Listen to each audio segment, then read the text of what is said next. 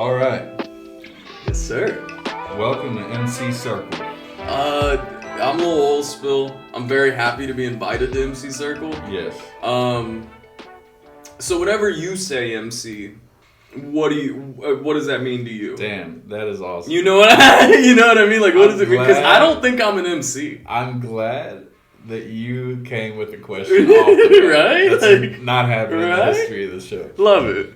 Lil Oil Spill, first time. I'll be back. I So won't be. that's a good ass question Yeah. because I feel like there's multiple aspects and people definitely get it confused. For Like, sure, I would. Like I may be wrong about this, like Okay. because there's so many opinions about what an MC actually is. If you're going back to like, I don't know, like when DJs were scratching and Yeah. like if we're talking like 80s, 90s hip hop, Yeah. then it would probably be, you get the crowd going. Okay. And that was the purpose of the rapper back then. Yeah. It wasn't to be the main man. Usually they were shedding light on the DJ. Yeah. So Who'd been working yeah, all night. Yeah. Like, DJ Dilla got the best beats and they'd say that on the mic and Yeah. just kind of hype him up. For me, I'd probably like the early 2000s range where it's more lyrical. Yeah. More Where like, the where that's your ammo. yeah. That's your like, Exactly. That's someone that you who load the actually clip. packs ammo, someone Exactly. who actually has, worked very hard on getting that craft together of the lyrics. Yeah. To me, that would probably be the standard MC. Okay. If we're talking about like people like Kendrick or That's an MC. Eminem or That's an MC. yeah, that in my eyes those are MCs. Definitely what disqualifies someone Okay. Ooh, I like that. for being an MC Uh-huh. is stealing someone's lyrics. Okay. Off Like, top. That's a quick way to get ejected. I like that. Now is that whenever you say stealing someone's lyrics, I'm just asking. I'm speaking hypothetically. Am I allowed to rework a bar? Or is like once a bar's kind of like, you know what I mean? Like once the bar has been structured and put out the way it is, you can't have the same setup punchline? Or is it just like, because like Drake's accused of it a couple times, pulling 90s shit. Mm-hmm. I mean, we talked about it last time I was here. Megan Thee Stallion just jumping on a Biggie on a Biggie beat, and it's just like, yeah, this is like kind of muddy. Yeah. But how much room for creativity do you give it? If you rework a bar, that's just, I feel like that's paying homage. Like, because that's how I think about it whenever I do it. Because I do it. I mean, probably once every 8-10 songs. I'll get somebody's idea in my head, and I'll be like, well, fuck, I have to say it, or else it's gonna fucking nag in the back of my head the whole shit. So I'll just like go. Yeah, I mean, like I look at like things like 50 said. They'll say like,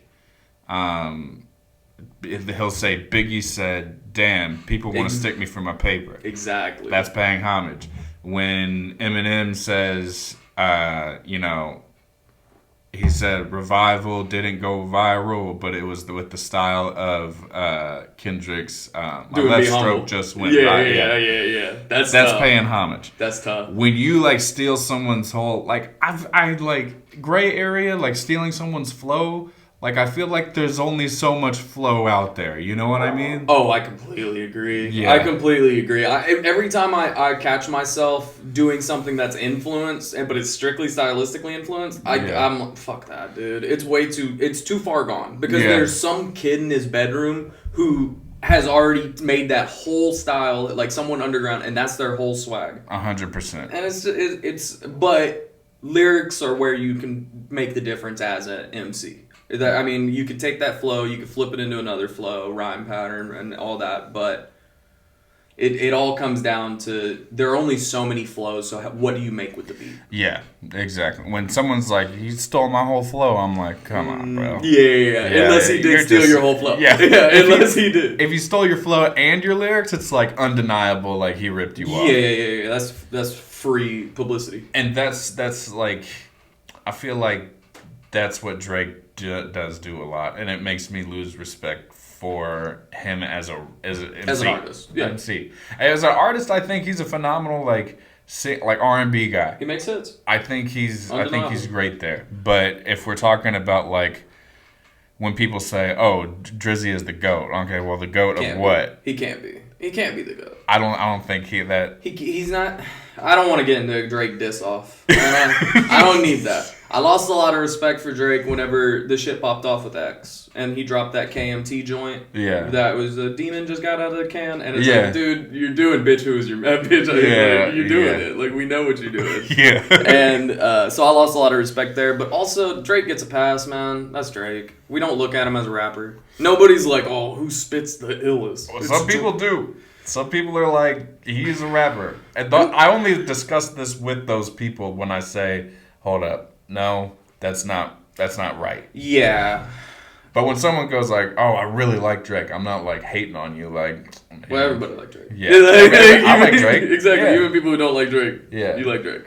Dude, like, have you been to the club in the last 10 years? You like Drake. You like, even if you're, I'm not there for the music, I'm there for the women. Okay.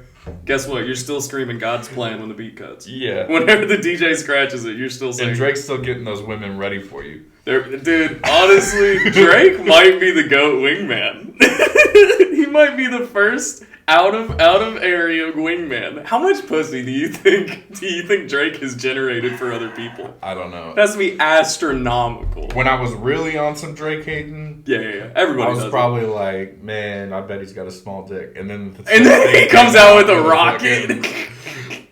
With a fucking hammer, and I'm like, damn, I'm cooked. I will never miss that guy. Yeah, I'm cooked. Bro's got me 10 ways to Sunday. He's got more hits than Michael. He's got more money than I got. And a hog? Come on, man. What am I... Drake, leave some for the rest of us. Man, he is living by God's plan for sure. Dude. Whatever. Rick Ross told me he got ab implants. What you gonna say to that, Drizzy? Rick Ross needs some ab implants. Rick Ross would look nuts. Rick Ross would look like the Incredible Hulk if you gave him ab implants. You guarantee. Honestly, Rick, let's crowdfund it, Rick. Let's get you the... He doesn't need crowdfunding. Who the fuck am I kidding? Rick's got money. He can have the abs. That's how Rick's getting away with it. Rick Ross needs some ab implants. No hate. Oh my god. But, okay. So an MC, the original job, I think me and Benji had spoken about that previous. The original job was manage the crowd, get the crowd ready. You know, you were essentially, like whenever someone hosts a comedy night, you know, you were essentially hosting the good times. Yeah. Yeah, I don't approach music competitively anymore. Yeah. Like I want to be better than myself, but I never listen to anybody else's music, and I'm like, oh, could I have done that, or am I better than that? Like, no, I think that's always kind of there. Like, Yeah. Let's say you're going on stage after somebody, you're like, okay, I'm gonna rock the crowd better than they did. Correct. But I think you're right. I think as far as like, I used to be super competitive. I used to look at other people's pages and be like, oh, I'm better than them. I'm better than them. I'm not better than them. Yeah. You know? I agree. I don't do that anymore. In terms of shows, Yeah. it is competitive. Yeah. But just music in general, I've had so many. I've heard people be like, I don't know why you're on this song. Like, I've heard people tell me that and be like, yeah, I don't know why they put you on that song or let you keep that verse on that song. Yeah. You were the worst part of the song. And then I've had that same song go to somebody else and they're like, you sound crazy. Yeah. So all of that's out the window. Yeah. Like, do I feel good about the recording? If I didn't, it wouldn't be done. I wouldn't have. I would have told you to delete that, and I would have tried again, or I'd have given up if I thought it was that bad. So if it gets recorded, I'm usually cool. Now, of course, they're like my babies. Like, you know, those certain songs where I'm like, this has to come out perfect in terms of not even the music, because I feel like once it's recorded, it's out of my hands. Even though I'm still involved in the mix very heavily, but at some point, I just have to let it go and just kind of be okay with where that song is and know that it will get no better. Yeah. And just be like, this is what the product is. Because it's not like you buy an iPhone and you're waiting for the iOS update for it to be good. No. Like, no, that's not what you're doing. Uh-huh. Now, if you get a new iPhone and it's worse than your previous iPhone, you're mad. Yeah. But if I'm using an old iPhone, I'm not mad about the update. So that's kind of how I think about whenever I'm dropping songs now. Yeah. Has it been updated? Is it better? Maybe. Maybe. It might be. You might not like it as much. I think it's put together better. I have more reps making songs now, so it would make sense if it was better. Doesn't mean it's better. Yeah. But like quality is something I was blessed with. I had the ability to make high quality music in terms of the equipment I'm using, the producers I'm friends with. I've had the gift of quality ever since I started. I would say I started making music in about 2019. Okay. I've been doing it almost because like I've been writing music since choir.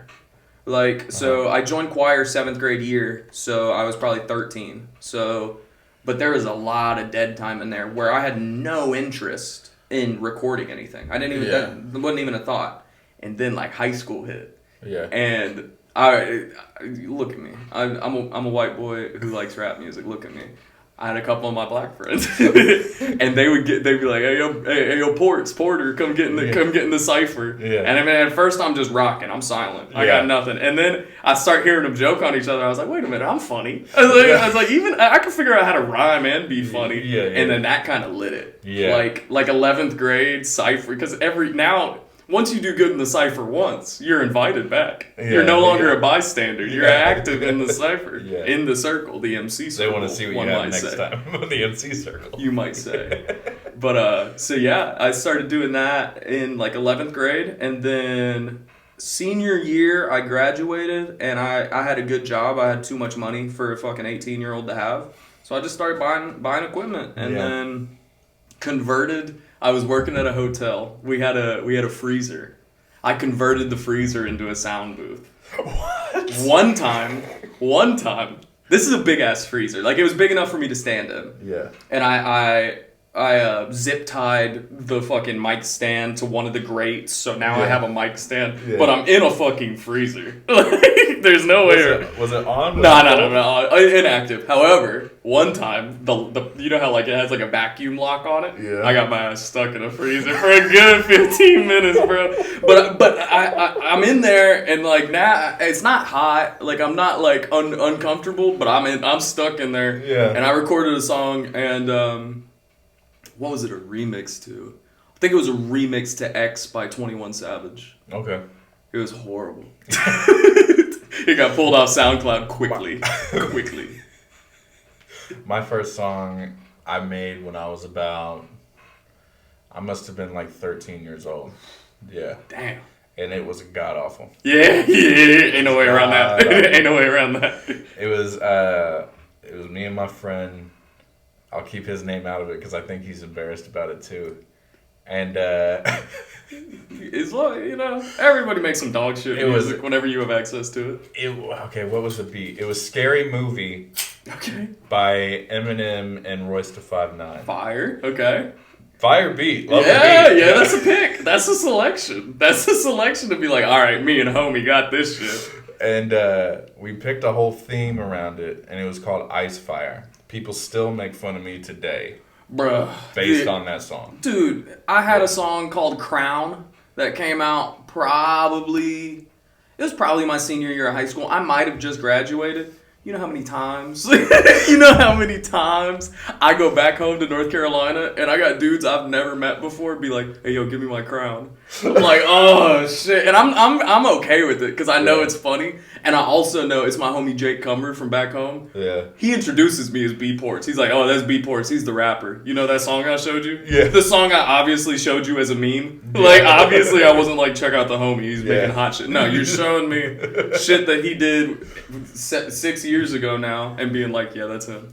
Like, that's your opening. And I think that does a lot for my personality of like, whenever I meet somebody and the first thing they're like is like, "Oh shit, give me my crown." I'm like, yeah, I did that give it here. Yeah. Like, you know what I mean? Like, I'm trying so hard I'm being a good sport, but like, oh man, imagine the way I like to test if a song was embarrassing or not was if it accidentally played at a show. Like, if I was in the middle of a set list and that song accidentally played and I couldn't stop it, how miserable would I be? Yeah. Crown is one of those. Crown is one of those. I would... Nah, I might like it. If you played it now, I might see the funny in it. But anything from back in the day, man. I think my strategy, if that were to happen to me, is just rock the fuck. You gotta mean it. You gotta mean it. Yeah. I respect that. I just rap over your young vocals hard. Yeah. And just add to it as much as you can. Dude, I don't... Okay, here's a fun one. I don't talk about this a lot, but about 70% of my music is created by Adderall. Okay. And like about 70%. Right. Recently, I've been able to get hard shit without taking a half an Adderall or a full Adderall. Yeah. But a lot of my music comes from being able to sit there locked in, focused for like 2 hours. Yeah. And like be focused on nothing but wordplay. Be focused on nothing but setting up a rhyme scheme. How do I punch that rhyme scheme to flip it into the next 8? Because I would say that honestly is what was difficult for me, man. It took me forever to get on beat, and I still struggle with it on certain beats. You give me anything over like 145 BPM, like give me a sec, like slow down. I gotta Well, that's probably why you're more of a vibe rapper. For sure. Because for sure, my only goal is to make music that is fun to make or fun to listen to. Yeah. Preferably both. But there's some songs where it's just like I had fun. So no one will like it. But do you ever like find raps like make raps that like you're like I want to be funny. Like I want to make people laugh on this one. Nah, I'll be getting scared. Yeah, I'll be getting nervous. Because I don't want to get caught. Because I feel like I could be good at it. Yeah, I feel like I could be good at it, and I don't want to get caught in a gimmick. I don't want to be a gimmick guy. I would like ideally, I would like people to look and be able to see the story. And that's kind of like where like the Lil Oil Spill like persona comes from, is because like it's not Brandon. It's not like that's not how I'm not. You aren't gonna catch me at 110 all the time. But whenever it's showtime, that's 110. Whenever like that, honestly, as an MC, I would say that's my favorite place to be is on stage. I make music in order to be able to perform it. Yeah. So I whenever you listen to the music by itself, you aren't seeing the full product, in my opinion, and that's partially due to to the way I put out the product. I don't have visual aid. I don't have this overarching story, but I think that's really how a lot of this goes. Yeah. In terms of being a successful artist. Yeah. There are tons of dudes who are underground good rappers. Those guys aren't the dudes who are getting paid. Yeah, they stay underground. Exactly. Yeah. And I mean it's not and if they're cool with it, cool. I'm not judging you. I'm not mad you didn't fucking go ASAP Rocky. I'm not mad. But there is a certain way, there's a certain formula that I don't think everybody has the formula, but everybody has pieces. Yeah, and that's a very good point. Everybody just has little pieces of that formula, and like some people it's like, oh fuck, dude, you have the look, but your music is trash. like you have the look, you have the energy, but the music isn't there, or vice versa. I'm probably the vice versa. Wait, you think the music's there, but you don't have the look or the energy? The style, that's look. Fine. Yeah. Honestly. My homie has the same anxiety. Yeah. Because he's been told by the homies forever. It's like, yo, your music is crazy. He's more of a singer. He started off rapping, but like his voice is what's gonna take him. It's not his wordplay. It's his melodies and his voice that's gonna take him where he's gonna go. Yeah. But he has that same issue with image. He's like, oh, I don't know, I might wear a mask on stage. I was like, bro, if you wear a mask on stage, you better be ready to wear that mask every fucking time you get on stage, because if that becomes your thing, that's what people are looking for, and you can't just take that off. Yeah. Like you like imagine if one day MF Doom just shed the mask. The fuck? Well, obviously, R.I.P. MF Doom. Apologies. Yeah. I forgot. Imagine if back in the day he would have shed the mask. Like, what? No. I mean, don't get me wrong, people get hyped in the moment, but you would lose that air of a mystery. So I asking him and was like, hey, do you want an air of mystery? He's like, not really. I want my music to be like accessible. I want it to be an extension of me. It's like, well then, motherfucker, like you can't be up there in a mask. If it's an extension of you, be you up there. And that kind of clicked with him, and Yeah, he never wore a mask on stage. I do have a homie who did wear a mask on stage, and it wasn't going to be his thing. It was just a cool mask. It was an LED mask. Shit was cool. Yeah. Cool for a show. I didn't really ask him what his reason. I think it was just to look cool. I don't think he was anxious. Probably should check on bro. Yeah. Probably should check on bro. No, he good. But yeah, so did you come from a musical family? No, I wouldn't say that. Okay. I've had my brother who had a recording studio who wanted to be a rapper. Sweet. So, I mean, in that sense, I guess so. But if let's say my brother was never born and I probably would have gone into acting. I think there was always something creative that I wanted to do in my brain. Yeah. But I mean, I think you can see that in my music now. It's more like, I would agree. It's more for movies. It sounds more like a soundtrack than a album for today, for sure. And that was something that you had told me about. What was the project you just put out, Night of the Living Dead? Yeah. That was what you had told me. Is you were like, it's a lot more of a accompaniment music. Like it's score-esque. And then whenever I listened to it, I was like, this motherfucker's onto something. Like you were able to identify that. Yeah. And that's creativity on its own. That's being an artist. I think the line between artist and rapper is really muddied because there are a lot of dudes I won't name drop. They're just dudes who are rappers. You rap. That's what you do. You aren't an artist. Yeah. But there are also a lot of artists who rap. Like, you know how weird it would be to call Kanye West a rapper? Like, that's not a fucking rapper. He does it all. like he's not. You can't just. I see what you mean. You know what I mean? You can't just call him a rapper. He's a fashion mogul. He produces. Like he's not just an artist. But then you look at like a Jay-Z and you're like, fuck, dude, that's a rapper. Yeah. Also, that's not pro or con Jay-Z. Some shit just came out recently that looks real bad. However, I'm very good at separating art from artist. Yeah, I think I am too, because a lot of people will be like, when rappers and stuff get into the political thing, I'm like, I don't care. I don't listen to them for political stuff. Yeah, I'm not listening to DaBaby to figure out who I'm going to vote for. Like, that's not what I'm doing. So they always get everybody gets a pass. Yeah. I don't care about any of that. Yeah. I look at them for what they can do musically. Yeah. And that's how I'm going to judge them, because that's how I perceive them. Yeah, that's how I have the scale. I think I'm the same way. But okay.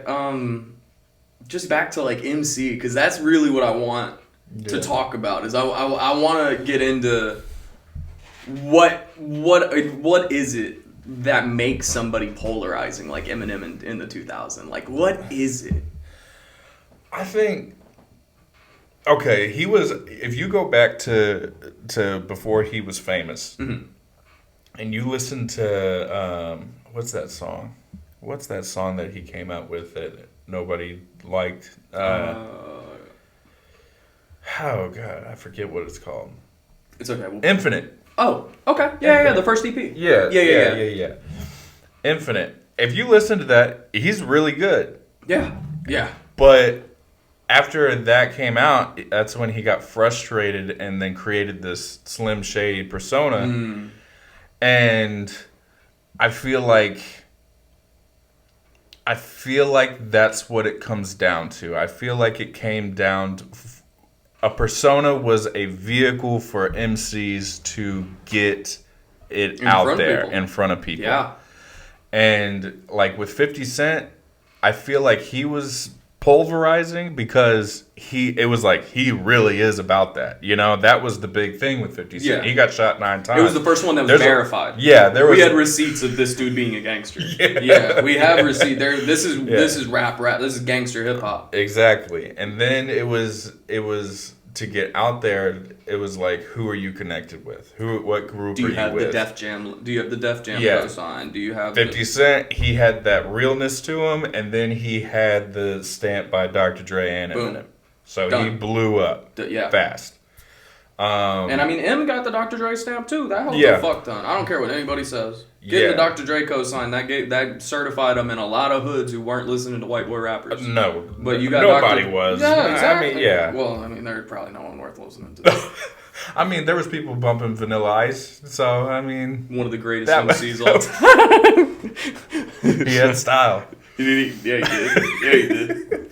But I mean, going back to what MC is, I feel like it was like how dangerous can you get, and then once everyone kind of like got over that, it was hard. It was harder for MCs to find a vehicle to put them through. I see. Whenever shock was no longer Yeah, available opportunity. Yeah, it wasn't, and like that, like seasons changed, and then it kind of.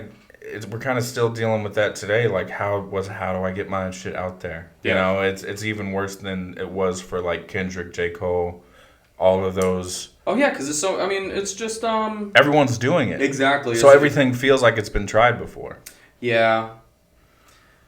Yeah, but I think that's just kind of how music goes. Music in general, whatever was hard 10 years ago is probably not going to be hard 10 years from then. Yeah. But 20 years from then, they might return to it. Yeah. Like it's a pendulum. Yeah, it swings. But being a rapper right now, being a unique rapper right now, it's hard. Yeah. It's hard. I can't name unique rappers. I can't name rappers who are really going with their own sound right now. I don't know if I'm sure you've heard of NF. Mm-hmm. Yeah. I think he is the latest one that I've seen like find a new way to get an actual MC to I think I would qualify him as an MC. Okay. I'm not a huge NF guy, but I've seen him live. Put on a great show. Yeah. Put on a great show. Well, there's that aspect to it too. I feel like you would be better at me as far as MCing and that light. Like putting on the show. Sure. As far as like the lyrical miracle stuff, I probably... Oh, you could probably out-rap me. I got no problem. I got no problem. You could probably out-rap me. There are a lot of people. But there's two sides to that coin. Exactly. I can't get up on stage and rock the house. Yeah, that's... I can to some level enough. Yeah. I've done it before. It helps whenever the crowd's already bought in. Yeah, that's See, exactly the thing about me is I kind of like it when you don't like it at first. Yeah. I kind of like that shit. I like changing people's minds. Changing the crowd, yeah. Yeah, and like also I have so many reps of doing live sound shows where like I'm just supposed to be running sound and then I look around and I'm like, yo, I'm looking at the day sheet. We were supposed to start 15 minutes ago. All right, I'll get on stage with a mic and get this show started. Like I'm not, and that was where it started. Was I'm not running late for you. You got my day fee. I'm out at curfew. Yeah. So like we're getting this shit done. So like me getting on stage one time, I was running a fashion show, and I get up there dressed like a fucking me, dressed like me. I'm just like, hey, what's up, everybody? We're gonna get this started. If I can get all the models up backstage, so we can start getting y'all dressed for the first walk. Come on, everybody. And then I get off stage, and the dude who's running the show, the head designer, he comes up to me. He's like, "Hey, would you mind doing that before every walk?" I fucking guess. Yeah. He's like, "No, you did really good. You got everybody's attention. You let them know what was going on." Mm-hmm. I was like, "Yeah, I can do that. I can transmit information. Yeah, I'm capable. Doesn't bother me." I think my breaking point is right around. There's a breaking point of too many people. Because at that point, I don't care. Once there's more than 100 people in the building... That's me too. Like, yeah, because like 70 of you aren't fucking listening to me anyway. Yeah. But whenever there's like 15, and I see a group of 6 of y'all not paying attention to me, and I'm like, oh, fuck. 33% of the crowd... I can see the whole crowd. Yeah. 33% of them are not listening. Yeah. So, like, I had to go through those tough shows. And then 2 more people are talking to each other. Exactly. It's like, fuck. But just reps, man. I've gotten on stage at so many. I've paid to play shows. Yeah, that sucks. That I paid to play. It felt like an opportunity at the time. Because, yeah. Because I'm not. And it is an opportunity to some level. Wasn't. Got like 8 Instagram followers. Sweet. I paid $50 for my 10 minutes. Like, no, you feel fucking corny after. Honestly, if it doesn't go well, and it's not even anything against the people who put on the show or the other rappers. Y'all were all nice to me. Nobody disrespected me. None of that. It was just not worth it. Like, I would rather it just be you fuck with me. Let me have 10 minutes. Like, I'm not going to fuck up the show. Yeah. I'm not going to go up there and start a riot on purpose. I might start a riot. No. But, I've just had so many reps of being embarrassed for myself already that, like, you can't embarrass me. Like, you can't get under this skin. I think Yeah, I mean, I think I worry more about getting embarrassed in like 3-4 person conversations than I would getting on stage for 1,000 people. Exactly. Yeah. And I think that was just the kind of growth I had to get to. For me, it's like something I can turn off easy. Yeah. Like I probably get a little bit of jitters before, but it's like, okay, we're doing it. Exactly. And whatever's going to happen is going to happen. I have 2 options. Yeah. I'm going to do it or I'm going to bitch out. Yeah. And I used to do that shit all the time, man. The day before I ran a half marathon, you better believe I spent 30 minutes in the shower thinking, man, do I have to fucking run this thing? Yeah. Like, it's like that with anything you do that's difficult. Yeah. Like, you're going to have those moments of like, do I do this or do I just quit? Yeah. And it's like, I'm not going to fucking quit and make this somebody else's problem. Like, no, this is a me problem. Yeah. And I've been blessed to be confident in all of my music that I've performed. So that's been a blessing alone. To get up there and not have to... I have the worry in the back of my head of like, man, I hope people like this. Yeah. But I don't have the worry of, is this good? Yeah. It's like, it doesn't have to be good. Yeah. It's me. Yeah. Like, I'm confident that this music reflects who I truly am. Yeah. And, like, obviously there's braggadocio and it's played up. I'm not carrying a chopper the size of my leg always. Like, you know what I mean? Like it's just not like that. I'm not riding around with a shotgun in my seat, but I could. I could one time. Who knows? I have that freedom. Yeah, exactly. Yeah. So it's just like that sort of thing of I'm very comfortable with myself and my music right now, and it's a little bit worrisome. I'm worried that I'm not going to be a rapper for very much longer. Why? I'm running out of shit, man. Like, how many different ways? Like, I'm still making, like, every once in a while, like, me and Lucid, we're finishing up the album, Talladega Nights, on the way. We finished up the album, and now I'm sitting here and I'm just like, yeah, if I'm not having fun doing it, I don't have any interest in rapping. Well, I mean, is it something like a lack of excitement? Like, I've done this before, nothing happened. Nah. I don't care about the outcome. Yeah. I don't. It'd be sweet to sign a record deal and, you Yeah. know, get to have 40 hours a week in a nice studio with producers and engineers. Yeah, that would be sick. That'd be a dream. Yeah. That would obviously light a fire in me. But, like, rap in itself, it isn't what I think. I think I've already expressed all of the feelings that I have that are expressible in rap music. Yeah. Because so now the pivot would be working on actually singing and being able to create a more sonically pleasing, less it's like less of like, oh, is he a good rapper? So you don't think you'd stop music? You Correct. would just pivot. Yeah. Okay. Yeah. I don't think I'll ever quit rapping. I love that shit. Yeah, I love that shit. Yeah. Like, deep down, one of the best feelings in, like, if I had to name, like, 3 of my top favorite feelings, like, first high school touchdown was pretty sweet. That was a pretty good fucking feeling. First time I finished a 16, pretty fucking, like, and listening to it 33 times the next day until I know it front to back and I almost hate it. And then number 3 would probably be like sex. Nah. But like, just to throw up there, I just wanted to give a good analogy. It's probably like sex, I guess. Number 3, pretty good.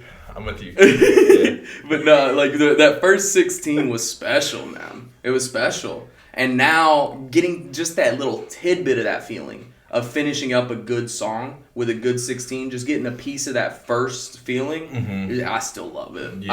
I don't chase it as bad because on paper I know how to write a 16.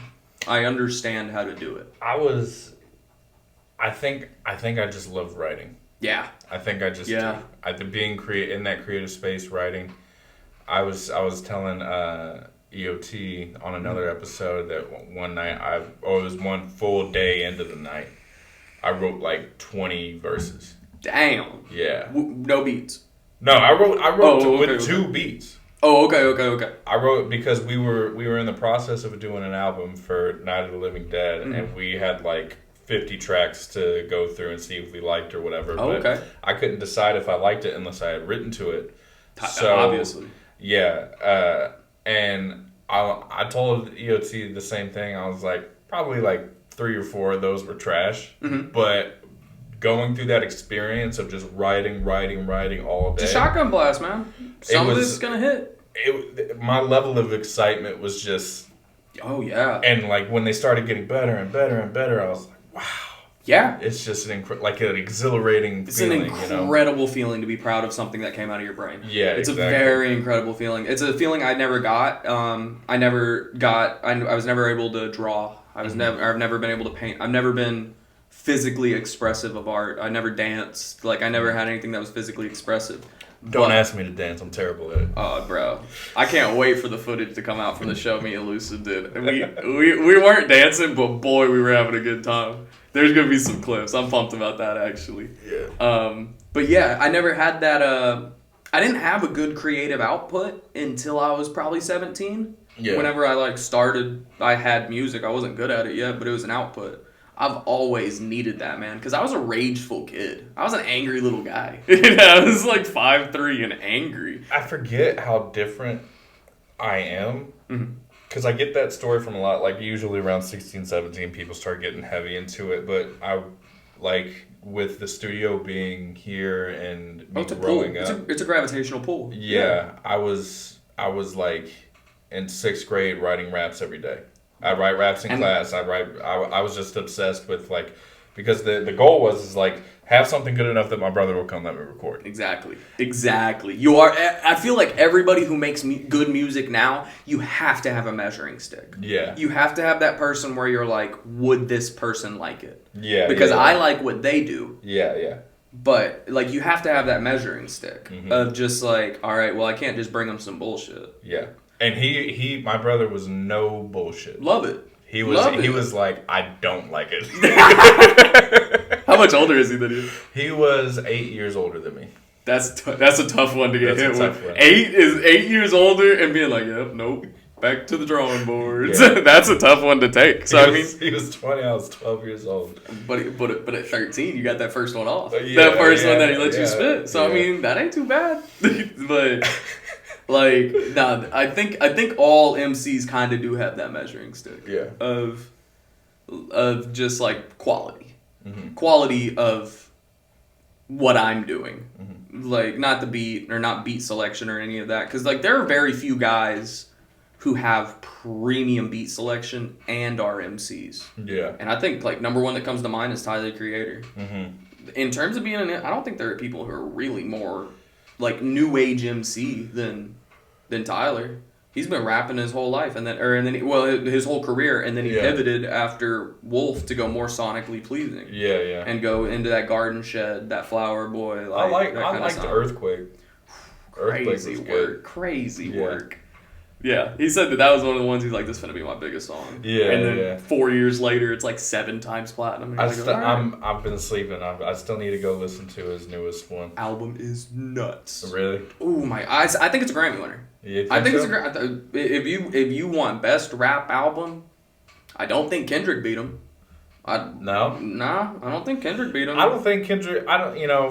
There was one song on Kendrick's album that I heard. It was Reincarnated. I was like, that is cool that he did it exactly like Pac would. Yeah, he spit on the whole album. He rapped. He didn't fuck off on any of it. Like, he didn't like call it in on any of it. But like, it wasn't better than Big Steppers in my opinion. Yeah, that's fair. It wasn't. It wasn't as iconic and well, my favorite Kendrick is Damn.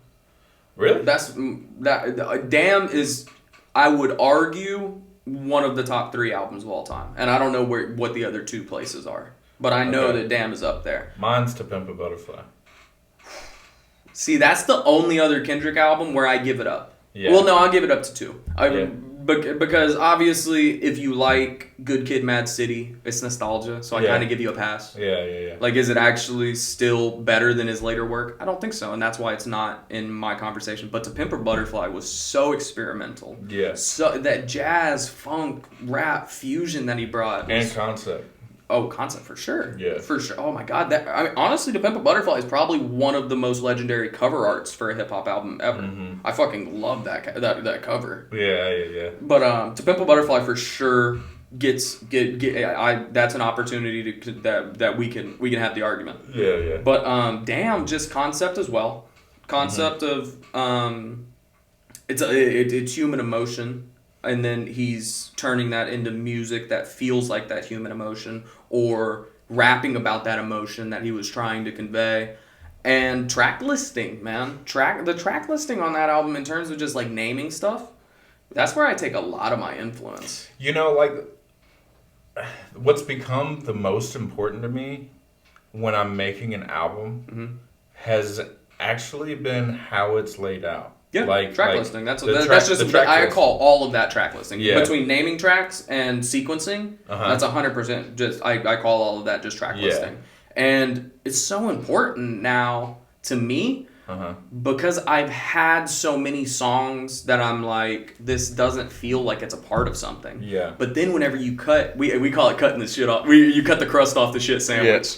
Yeah. That's what you do. Whenever you have a song, if you have 17 songs on an album, there's probably some sandwich. There's some crust to cut. Exactly. Yeah. So I love whenever you get down to that. I think an album is anywhere from 8 to 12 songs is usually a concise album. Usually, anywhere from 40 minutes to an hour is more or less an album in my opinion. So the track listing is so important of, okay, well, do I know what song my best song is on this album, in my opinion? Yeah. It's like, okay, I do. Do I put that first? Do I kind of lead my way into that? Do I give them something slow that's really just like sonically pleasing, and then like track 3 give them the best song? Yeah. Like I love that. There's no science to it. I love the theory of how do you put together an album to make it the most palatable for the consumer. And especially for like the cinematic stuff that I'm trying to do, it's super important. Oh, it matters 1,000 times more. Because I'm telling a story. Exactly, and you're building the story. Yeah. And you having experience in writing TV and movie or just film in general, that makes it that you're putting a microscope on yourself. Yeah. Like on just like, okay, well, I put all of this thought into how do I lay out a character's story. How do I not worry about how an album is laid out? Yeah. So like you've created a world where now everything has that sequencing to it. Yeah. Which is beautiful. Yeah. That's so fucking sick. Like I still have so many like fuck off songs where I'm just like, that's a single. Well, yeah. I mean, that one that you sent the other day. Yeah.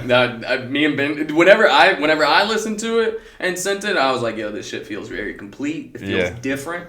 It doesn't. But I mean, I haven't heard all of your music. Yeah. I'll be honest. But it felt different than what I had heard previously, and it felt complete.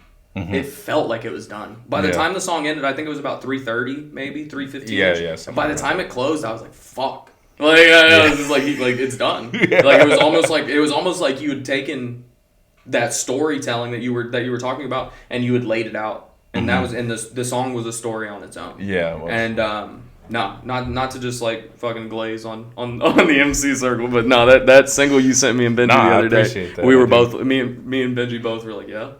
Yep. That's all you can say sometimes. Like I like this was the first time I told you why I liked it, but like at the time it was like all you can get is that nod. Yeah. You get that nod, or like, all right. I see you. I really do appreciate that. Yeah. Dang, we went over 45 minutes. Hey, yo, that's my bad. I'll go ahead and take That's okay. That happened on the last episode, too, so it's all good chill. Well, fuck yeah. Episode 1. I'm excited to come back. We'll make them wait on it. Yeah. Okay. We'll make them wait on it. It was a pleasure having you, bro. Thank you for coming on. Now we gotta, all right, get a dap in. Okay. Yeah. We can shake hands too. It's just I went for the dap and then it didn't have a pleasing enough sound to end on. It would have been embarrassing. No. Yeah. Thank you for having me. Fun talk. Yeah. I had a good time. And go check out. I mean, you're already you're already watching on Typhoon Creators. So if you would like, you can unsubscribe and then resubscribe using code Lil Oil Spill. If you would like. If not, just go peep WTFP. It won't work. Damn it. Shit. All right. Forget what I'm saying. Because I know Benji would be hoeing. That fucking bastard. But anyway, go check out WTFP. Go peep the other episodes. Absolutely. Of great podcast. Yes. Thank you. I'm more proud of my podcasting than my music. If I'm being honest. Hey, if you were like, this guy probably makes ass music, you might be right. But go peep the pod. The Never-Ending Season, Typhoon Creators. I'm Lil Oil Spill, and thanks for having me, man. No problem. I forgot. I didn't even look at the clock. I looked at the clock and it said 44. I was like, ooh. Ooh. All the other episodes I've watched have been like 27. I mean, it was like, ah.